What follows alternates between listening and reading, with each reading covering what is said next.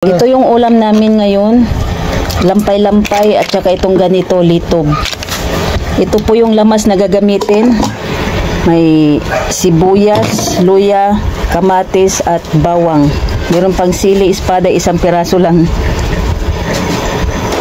Another day, another luto series naman po tayo for today's video. Ang asawa ko po ay magluto na naman ulit ng shell. Pero iba naman siya. Yung litob at saka yung lampay-lampay. Nabili niya lang kanina. May nagsuroy-suroy po. Without further ado, let me start this video with my intro.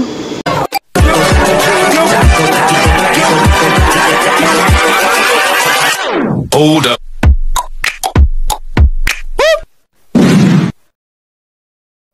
Yan na yung lampay at saka yung litob.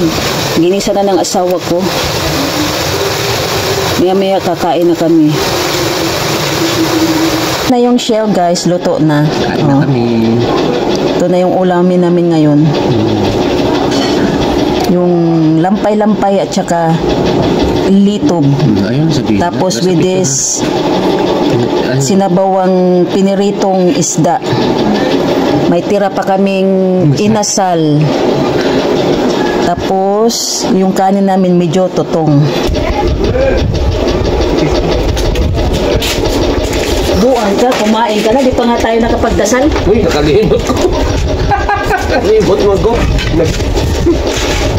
Sa ngalan masalat sa Diyos at San po, amin. Panginoon ko, salamat po sa grasyang natanggap namin sa araw na ito. Amen. Amen.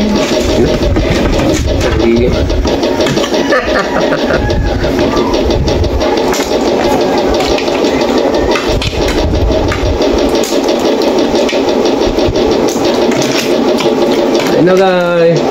Ulam natin, lampay. Sarap guys, sarap ng lasa ng sabaw. Masarap na rin pag may kinamay ka. Napipimos talaga yung buwan. Yung sarap.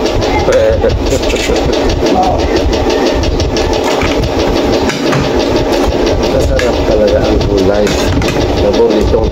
Paboritong Ilocano.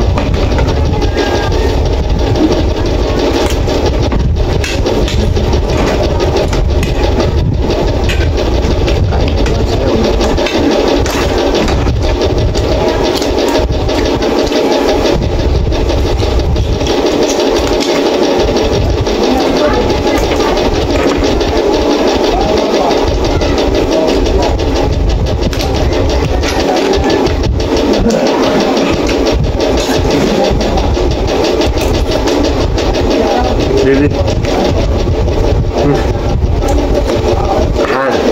Sarap. Kali ko yan, masarap.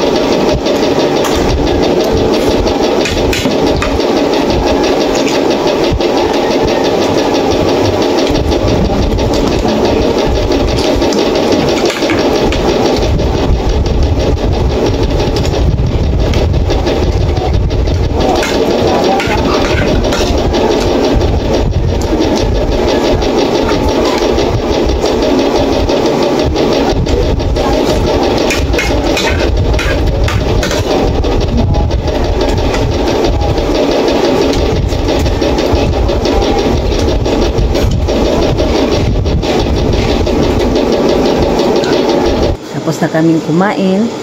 And I'm hoping that you enjoy watching my video. And I'm inviting you to subscribe my channel and click the notification bell para lagi kayong updated sa aking next videos. Thanks for watching everyone. Mwah!